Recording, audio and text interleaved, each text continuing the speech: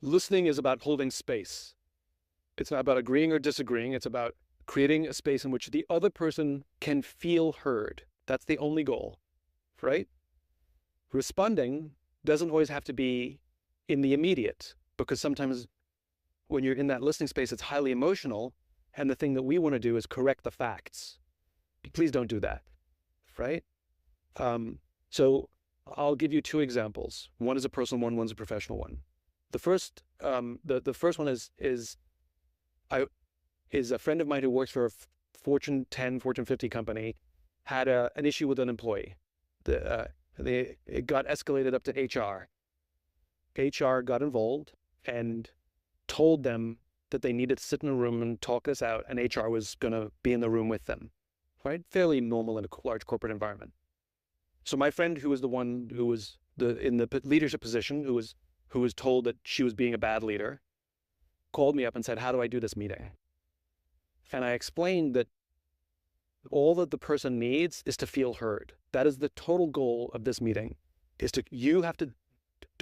I know that she's seeing the situation differently. I know that it's not exactly as she said it to me. I know that there's facts that need to be corrected. All true.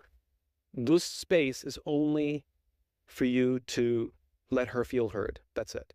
They went into the meeting, and my friend practiced her listening skills. Go on, tell me more. What else? Go on, tell me more. What else? Until her teammate had nothing else to say. And at the end of that, my friend said, "How do you feel?" And she said, "Thank you. I really appreciate you taking the time to hear me. I really appreciate it." And that should have been the end of the meeting.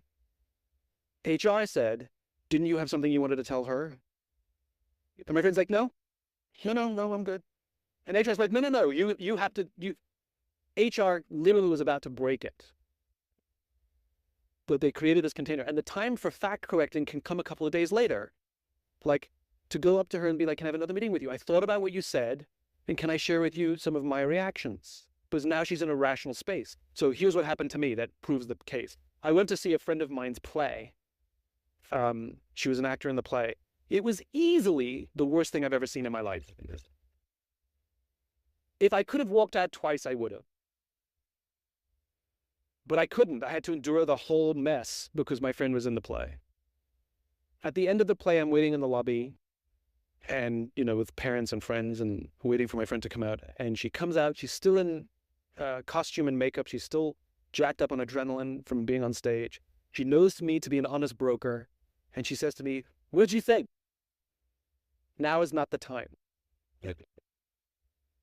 But I can't lie. So I said, "It was so magical to come and see you do your thing. I've never seen you on stage before. And it was really a thrill for me to come and see you do your thing." True. Thank you. Oh my God, thank you for coming. Crisis averted.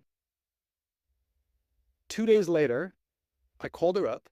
Adrenaline has gone. Emotions are normal. And I said, "Can I tell you what I thought?" She said, "Sure, of course." And I told her very honestly I thought the directing was weak. I thought the script was weak. And she was like, "Yeah." And we had a rational conversation about it. And so I think one of the things we forget in listening and responding is we think it all has to be at the same time. It doesn't. The first part is the emotional part. We don't teach that listening skill to create a space in which someone can empty their bucket and feel heard.